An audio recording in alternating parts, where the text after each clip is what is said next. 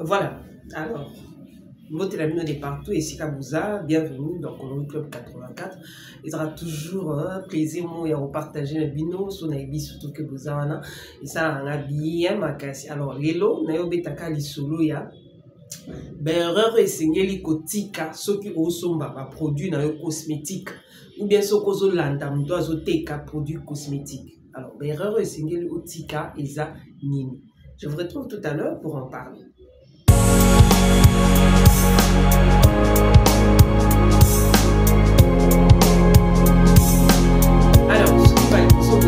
En tout cas, soyez le bienvenu. Et ça va biso toujours Esengo et Oriba Kebuzawana. En tout cas, merci beaucoup de partout ici qu'à vous allez. Alors, comme vous avez liboso ou umbala liboso oye, message des akaka, n'oublie pas de t'abonner, de partager et de liker. C'est toujours un grand plaisir. Toute la famille. Alors, si vous avez souci, inquiétude par rapport à un produit, toujours mon numéro est là. Tu m'appelles. On a aux informations, mais ce que les âmes information ou les actes et ce singa au futa ou au futa. Ok, voilà. Déjà en tout cas, merci beaucoup. Alors, le long n'a bêta li solo, on a le baki par rapport à ma produit, ce qu'on somba ma produit, ou bien ce qu'on dit Hollanda muto azoteka ma produit. Alors, et là on a souligné na ngai naza esthéticienne. Naza esthéticienne de formation. Et puis, je pratique. Alors, je vends des produits éclaircissants comme hydratants, ça dépend. Je vends des produits cosmétiques. Donc, Naya comme vendeuse, il y a deux choses. Naya Kanatali tout d'abord, Nengaza comme esthéticienne, ni Nako ça pour nous, c'est très important, il y a image. Après, par après, na conseiller à ma produit. Alors, il y a beaucoup de gens qui me parlent par rapport à ma peau. Moi, j'ai une belle peau. Alors, on a changé. C'est pas ça mon but. C'est pas ça mon objectif. Donc, on a un souci. On a la janson comme ou bien ça, ce n'est pas mon objectif. C'est pas mon but. Donc, but alors, c'est inutile de venir m'écrire par rapport à ma peau. Je n'ai pas une mauvaise peau. Oui, il y a la lumière, il y a les filtres, toutes ces choses-là, on les fait. Mais il y a deux fois, la salle rabani naturellement, sans recourir même à la lumière. Filtre pe ezala minité. Net à YouTube, n'a pas filtre té. La salle est là, bongo hormis avec mes lumières, c'est tout. Alors arrêtez avec vos sottises là, vos bêtises inutiles au bongi coco. Voilà. Alors, on a bien par rapport à ma produit. Parce que je vois Batubazoya et Belé, ce moutaillé, oh non, on a besoin. Et l'autre, il ce moutaillé, oh non, on a besoin. Na tela. Côté là, c'est pas un problème. Oh non, on a besoin. Na zoa éclat. Kozoa éclat, c'est pas un problème. Et ça dépend de la poche, na ba moyen, na yo. Nena lobaka éclat, na côté là, c'est deux choses différentes. Ce qu'on a besoin de tela, c'est que vous en avez besoin de changer couleur à peau. Alors, si vous avez besoin de changer de couleur à peau, au côté de la peau normal, donc il n'y a pas de problème par rapport à ça. Pour la peau normale, exact que vous êtes obligé à changer ou bien à changer son nez. Non, vous gardez toujours éclat et c'est normal. Alors, pour nous avez éclat, exact que vous avez ma foute à pamba ou pas colis ou non, nazala na éclat. Non, vous avez éclat et c'est un entretien. Et c'est un cas pour démaquiller pour. Et c'est un cas pour recourir à la gommage. Et c'est un cas pour ça la soin comme il faut. Alors, yo osana ba il malade sauté mais on a besoin outil là. C'est pas normal. On a besoin osana teinture à bien. Ça c'est un autre problème. OK? Alors, la première des choses, so mutaoteka ba produit naï. Nazo insister sur ça. So mutaoteka ba produit. Produit non pas pour la incarnation, donc couleur à peau, ça n'a rien à voir. Produit selon type à peau na yo. Nde okosomba produit.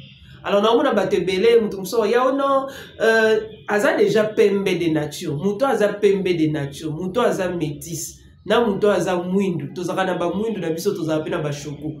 Différence ezali ceux qui on a besoin ébisionant pour mingi ezako nga Nivea etelisi nga. Nivea etelisi ete.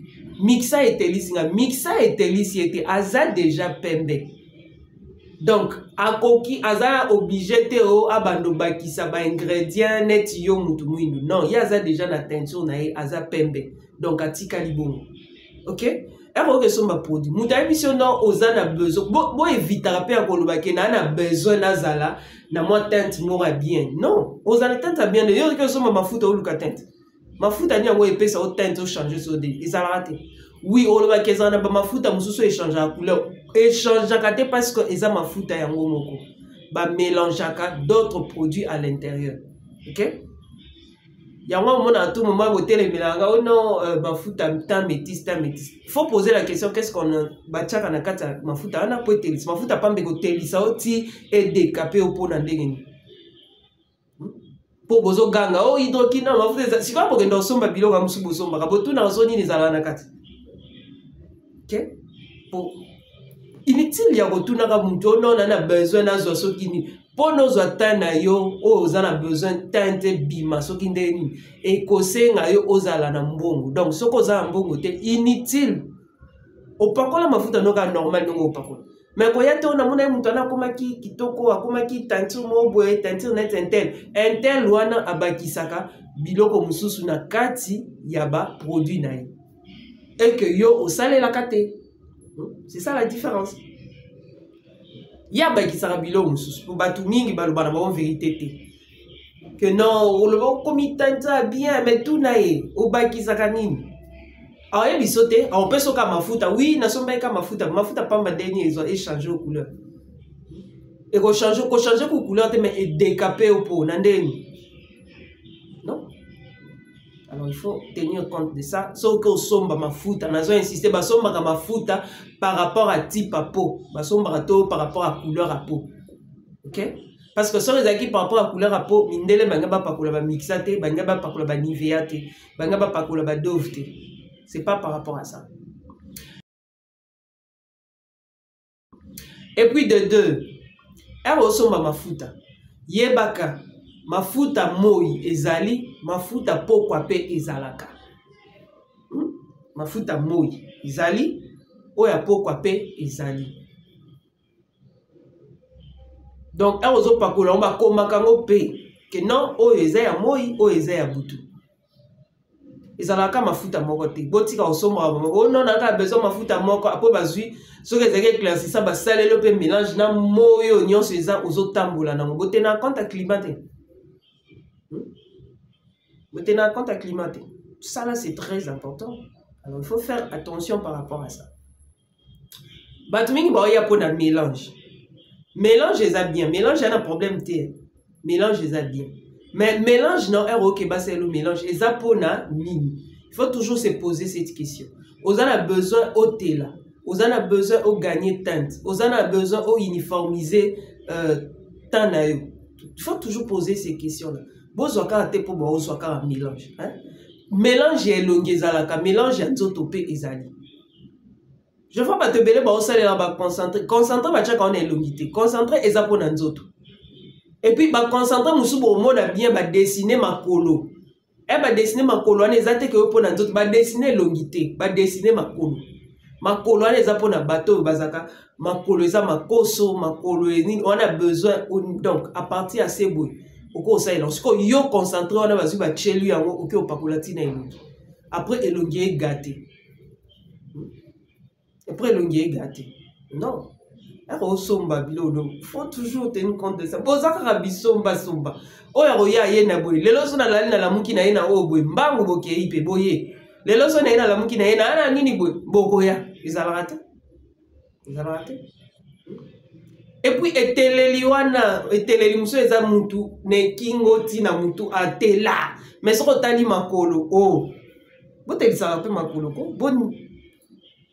On a besoin d'un uniforme, même un colonel, donc, si vous avez un papa, au tambola, et puis on dit au tambola, ma colopolé, là, tu as ma papa fermé, pour ma maman colonel. Quand tu prends seulement soin, il y a long. Aux autres, on va produire pour les longs. Et bon, pour ma colo, dans d'autres. Il faut tenir compte de ça, c'est très important. Et puis, un autre problème est le âge. Yo oza déjà na 30 ans. Pour 30 ans de sikama kambuza. Oza na 30 ans. Au côté la tenet muto oza na 25 ans. ou bien muto aza en dessous il y a 30 ans au côté la ndenge moko te pour à cet âge là pour et se régénérer pour et botamara difficilement yo za âge wana otela ndenge au moins muto muso aza na au moins na osala rien que mafuta pamba mafuta ne etelisa c'est normal pour na eza différent na oya yo za na âge wana te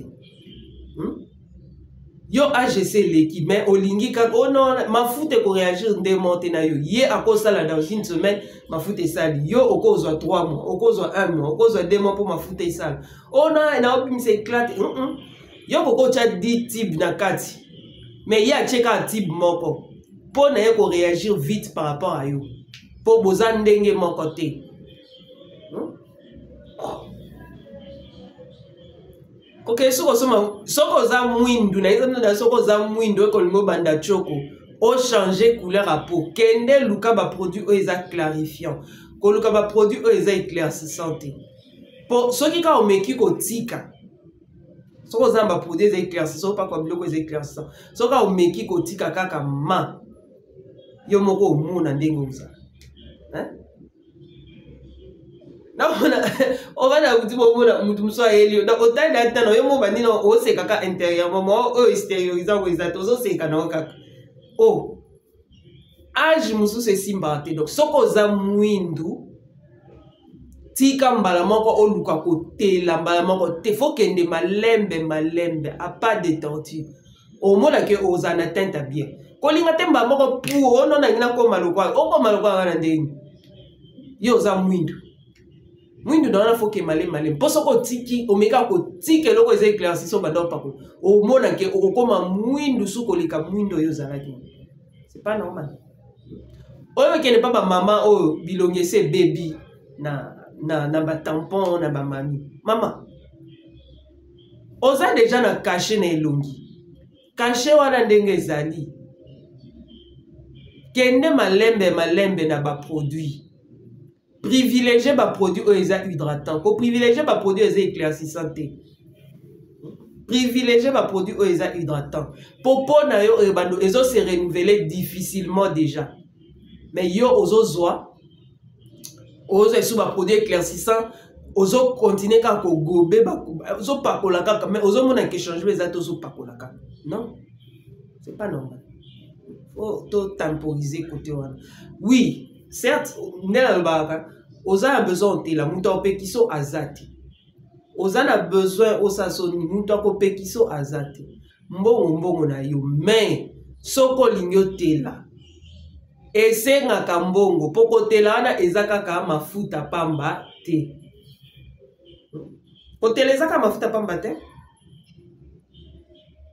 kotelesenga ka ba produit ebele alors faut oza na mbongo botika bilanda ona mutu wasomba ki mafuta boye yo po ke osomi po mona ki oza na e po moko te oza na e age moko te pa na e mafuta ne koko osala vite fait mais yo na e boza age moko te ndenge ni okendo luka ozwa eloko ya ye botika osomba biloko bongo donc nola na lamuki na ya na ye na ba biloko mo boye mbangu pe boko ya bongo te na bandako na bino tala biloko tonda bokaba pe bolinga okaba te bopesa na bino nganga na sali ngana teka na ngai bolinga pe okaba te mais bozo continuer ka kosomba bozo somba jusqu'où oyo sombaki ono bayebisaki nga boye nazwa oyo oyo bayebisaki nga nazwa oyo oyo bayebisaki botika kosomba biloko bongo bozo bebisa mbongo ok voilà en tout cas yango nde nazali na molilo osala te kosabone kopartager na kolike tukutana une prochaine fois non